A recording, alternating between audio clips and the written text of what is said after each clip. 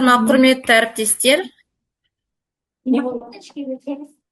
Мен Мектеп Яссауи атындағы 123 гимназиясының бастауыш сынып мұғалімі Бейсенова Гүлмира Шакировнамын. Менің авторлық бағдарламамның тақырыбы 3 сынып оқушыларына арналған қызықты қазақ тілі элективті курсы. Тіл кез келген танымдық әрекеттің құралы, ойлау формасы және оны дамыту негізі болмақ. Дыбыстың дұрыс дыбысталуын бойына сіңірген бала оны дұрыс таңбалай алуға білім беру арқылы әрбір әріптің жазылу ережесі бірнеше рет қайталата отырып, әріптің әрбір элементін жеке-жеке көзбен қабылдатып, қолмен іске асыруды басшылыққа алынып, қайталау, іске асыру, тереңдету арқылы жазылған.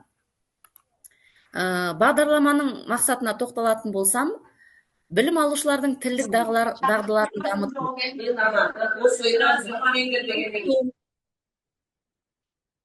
оқыту, жаздыру, талдату арқылы функционалдық сауаттылығын қалыптастыру.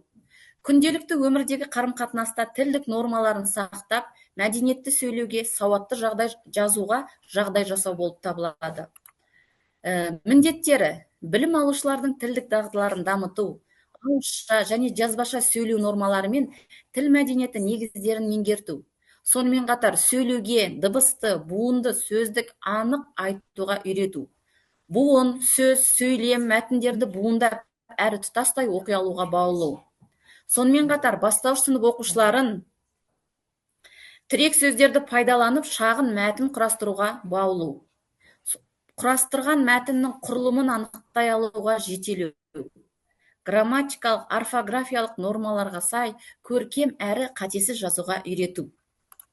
Оқу жүктемесінің көлемі бағдарламаның мазмұнын ұйымдастыру бойынша сағат 3 сыныпта аптасына 1 сағат, оқу жылына 34 сағатты құрайды. Бағдарламаға қосымша жұмыс дәптері даярланады. Жұмыс дәптерінде әр сабаққа арналған түрлі тапсырмалар мен жаттығулардың жиынтығы беріледі. Олар оқушылардың оқу сауаттылығын дамытуға бағытталады. Енді бұл авторлық бағдарламаның күтілетін нәтижелеріне тоқталатын болсақ, оқушылар дыбыстың, буынның, сөз бен сөйлемнің графикалық сызбасын сызалады және оқи алады. Дыбысты таңбалап, көркем жазуға дағдыланады. Сонымен қатар берілген сөздің мағынасын түсініп, сол сөзбен сөйлем құрастыра алады.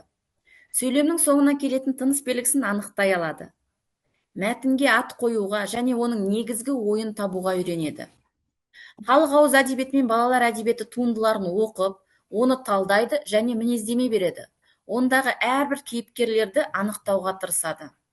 Әртүрлі тақырыпқа құрастырылған өз мәтіндерін қатесіз, көркем жазуға дағдыланады. Енді қорыта келе айтатын болсақ, бастауыш білім беру саласындағы басым бағыттардың бірі білім алушылардың функционалдық сауаттылығын дамыту. Бұл бағыт өзекті мәселе ретінде күн тәртібіне қойылып отыр. Соған орай, 3 сыныпта қазақ тілін оқытуда білім алушылардың функционалдық сауаттылығын дамыту, ана тілінде таза сөйлеп, өз тілінде ойын еркін жеткізуін меңгерту барысында білім алушылардың жүйелі ойлауын дамытып, мектепте алған білімді өмірдің қай саласында да тірек болуын қамтамасыз етуге үйрету. Сондықтан да қызықты қазақ тілі элективті курсы 3 сынып оқушыларына қазақ тілінен білім беретін мұғалімдер үшін қажетті көмекші құрал болады деген сенімдемін. Назарларыңызға рахмет. Сұрақтарыңыз болса қойсаңыздар болады.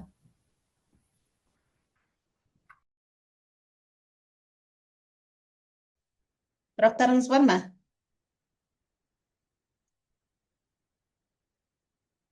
Сұрақ жоқ дейді. Жақсы, рахмет. Мира.